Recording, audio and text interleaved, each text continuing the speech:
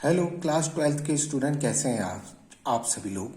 आज हम chapter 6 application of derivative के बारे में समझेंगे। सही है, चैप्टर 6 में आपको क्या बता रखा है।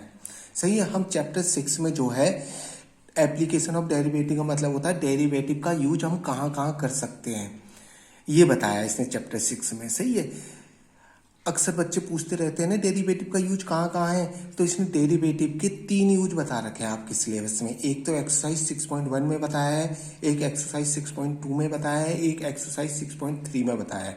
देखो, एक्सरसाइज 6.1 में इसने ये बता रखा है कि हम डेरिवेटिव का यूज कहाँ कर सकते हैं।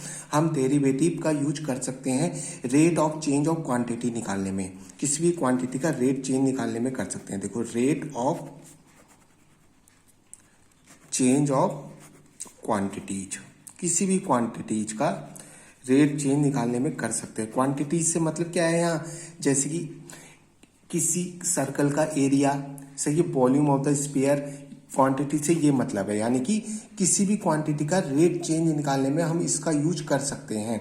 और एक्सरसाइज 6.2 में इसने बता रखा है इंक्रीजिंग और डिक्रीजिंग फंक्शन फाइंड करने में। सही है, इंक्रीजिंग फंक्शन है या फिर डिक्रीजिंग फंक्शन। मान लो कोई फंक्शन दे रखा है आपको y equal to F X, हम डेरिवेटिव से ये पता लगा सकते हैं कि ये इंक्रीजिंग फंक्शन है, सही, इंक्रीजिंग फंक्शन है या फिर डिक्रीजिंग फंक्शन है। सही, ये पता लगा सकते। 6.2 एक्सरसाइज इसी चीज की है। सही, इंक्रीजिंग और डिक्रीजिंग फंक्शन का पता लगाना किससे, डेरिवेटिव का यूज करके। अब एक्सरसाइज 6.3 किस चीज के लिए है। देखो, एक्सरसाइज 6.3 में इसने डेरिवेटिव का क्या यूज बता रखा है। एक्सरसाइज 6.3 में इसने डेरिवेटिव का ये यूज बता रखा है कि हम कोई फंक्शन दे रखा है y equal to F X मान लिया, तो उसकी मैक्सिमम और मिनिमम वैल्यू पता लगाने के लिए, सही है, उस फंक्शन की मैक्सिमम और मिनिमम वैल्यू हम पता लगा सकते हैं। समझ गए, ये यूज दे रखे हैं मिनिमम वैल्यू। देखो, एक्सरसाइज 6.1 में तो ये दे रखा है कि rate of change of quantity पता लगा सकते हैं, किसी भी क्वांटिटी का रेट चेंज, यानी कि किसी भी क्वांटिटी में कितना चेंज आ रहा है।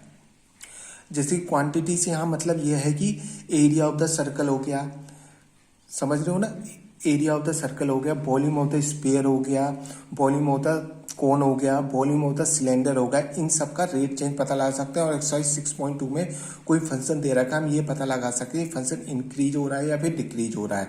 और एक्सरसाइज 6.3 में एप्लीकेशन डेरिवेटिव का ये यूज बता रखा है कि हम डेरिवेटिव से ये पता लगा सकते हैं कि फंक्शन की वैल्यू मैक्सिमम है या फिर मिनिमम वैल्यू है। Thank you.